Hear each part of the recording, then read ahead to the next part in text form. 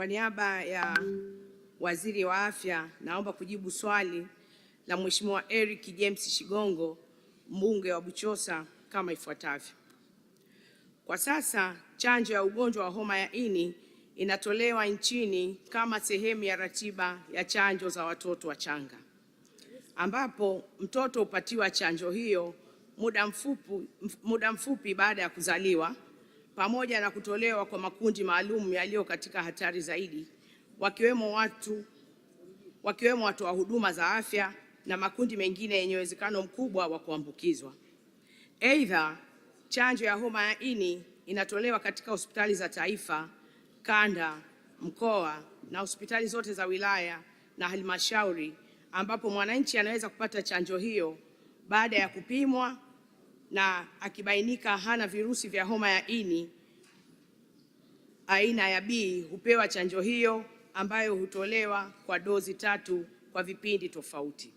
Mheshimiwa Spika, Wizara imeunda timu ya wataalamu kwa ajili ya kuandaa andiko litakalotoa mwelekeo na maoteo ya gharama zinazohitajika kutekeleza lengo la kutoa huduma ya chanjo ya homa ya ini kwa Watanzania wote. Na mara itakapokamilika, hatua ya utekelezaji wa maoni ya maandiko hayo yataweza kufanyiwa kazi. Mheshimiwa Spika, naomba kuwasilisha. Mheshimiwa Shigongo. Mheshimiwa Spika, kwa niaba ya Mheshimiwa Eric Shigongo, mbunge wa jimbo la Buchosa, naomba niulize maswali mawili ya nyongeza. Mheshimiwa Spika, maambukizi ya mama kwenda kwa mtoto yanazidi kuongezeka, na hii ni kwa sababu chanjo hii ya homa ya ini hutolewa miezi 6 baada ya mtoto kuzaliwa, na hivyo watoto wengi wanapata maambukizi haya katika kipindi cha miezi kuanzia 0 mpaka miezi 6. Je, serikali haioni haja ya kuanza kuitoa chanjo hiyo mapema tu mtoto pindi anapozaliwa kama ambavyo nchi nyingi duniani zinafanya? Swali la pili, Mheshimiwa Spika, gharama za chanjo hii zinaonekana kuwa kubwa kwa Watanzania. Je, serikali haioni haja ya kuziweka kwenye bima ya afya ili watoto wengi na wananchi wengi waweze kupata huduma hii? Asante Mheshimiwa Spika. Mheshimiwa Waziri. Asante sana Mheshimiwa Spika. Kwanza nimpongeze Mheshimiwa mbunge kwa kuuliza maswali ya nyongeza kwa niaba ya Mheshimiwa Shigongo, ambaye Mheshimiwa Spika amekuwa kinara wa kupambana na ugonjwa wa homa ya ini katika nchi hii. Mheshimiwa Spika, kwanza naomba nikuthibitishie chanjo ya homa kwa mtoto inatolewa mara tu baada ya mtoto kuzaliwa na sio baada ya miezi 6. Kwa hivyo hakuna takwimu zinazoonyesha kwamba maambukizo kutoka kwa mama kwenda kwa mtoto yanaongezeka kutokana na chanjo.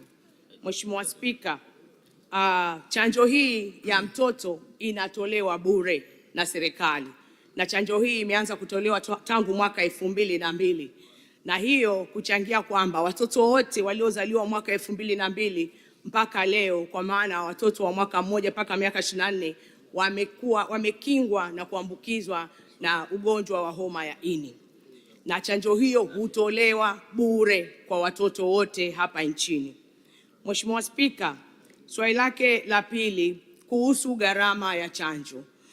Kwanza kabisa hapa nipongeze serikali ambayo kwa makusudi kabisa ilileta chanjo kwa watu wazima, kwa maana sasa ni wale wa umri wa miaka 25 mpaka na kuendelea ambao hawakupata ile chanjo ya utoto, na chanjo hii inatolewa katika hospitali zote baada ya kuwa umepimwa na kuthibitisha kwamba huna chanjo.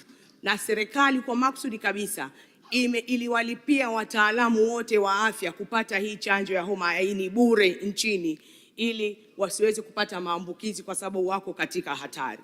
Na hata hivyo wale ambao wanajilipia gharama ya chanjo ni shilingi 10,000 kwa sindano moja ya chanjo hiyo ya homa ya ini. Na serikali imeshaanzisha rasmi huduma ya bima afya kwa wote, ambayo tumeishaanza utekelezaji wake kwenye kundi la pilot.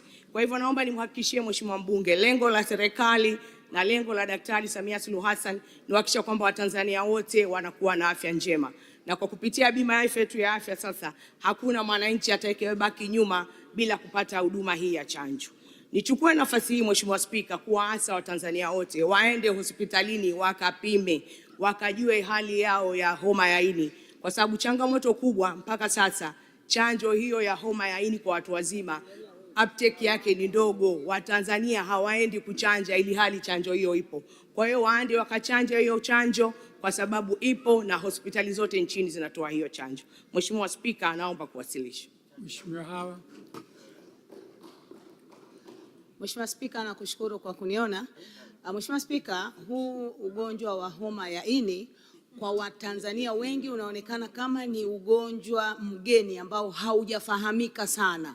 Sasa serikali ina mpango gani wa kutoa elimu kwa Watanzania walio wengi kwa ugonjwa huu hatari ili waweze kufika kwenye vituo vya afya ama kwenye hospitali zetu ili waweze kupimwa na ikigundulika waweze kupatiwa tiba ama kupatiwa chanjo? Waziri. Asante sana Mheshimiwa Spika. Kwanza nipongeze Mheshimiwa Hawa kwa kuwa alilolisema ni swala dhahiri kabisa. Watanzania wengi wanaona kwamba ugonjwa huu wa homa ya ini hauwahusu, lakini nikuhakikishie Mheshimiwa Spika, takwimu zinaonyesha prevalence ya ugonjwa huu katika nchi hii ni 3.5% ya Watanzania wana ugonjwa huu, lakini iko mikoa ambayo iko juu sana kama Katavi, Rukwa, Kigoma, Geita imefika mpaka 6.4 mpaka wako juu ya kiwango cha nchi. Lakini kwa wajawazito takwimu zinaonyesha prevalence ni 7%. Kwa hiyo Mheshimiwa Spika, hili tatizo la homa ya ini ni tatizo katika nchi hii, lakini ni tatizo katika dunia nzima. Katika Afrika nzima watu milioni 60 wanaishi na tatizo hili la homa ya ini. Na sisi kama Wizara ya Afya kupitia kitengo cha kutoa elimu kwa afya tumeendelea kuwaelimisha Watanzania waende hospitalini wakaangalie afya zao kujua kama wameathirika ili waweze kupata chanjo au tiba. Na hasa ni hepatitis B ambayo Mheshimiwa Spika imeonyesha uwezekano mkubwa wa kusababisha kwanza kuleta ugonjwa wa ini wa kudumu ambao unaweza kupelekea mpaka ini kushindwa kufanya kazi. Kwa hivyo nichukue nafasi hii kuwaasa Watanzania wote tukiwemo sisi wenyewe wabunge, twende tukacheki hali zetu ya homa ya ini. Ugonjwa huu upo na unaathiri Watanzania wengi. Chanjo ipo na tiba ipo, kwa hiyo tukapime. Kinga ni bora kuliko tiba. Mheshimiwa, tuendelee. Mheshimiwa Stella Ikupa. Mheshimiwa Spika, ninaomba sasa swali langu namba 60 lijibiwe na serikali. Mheshimiwa Waziri.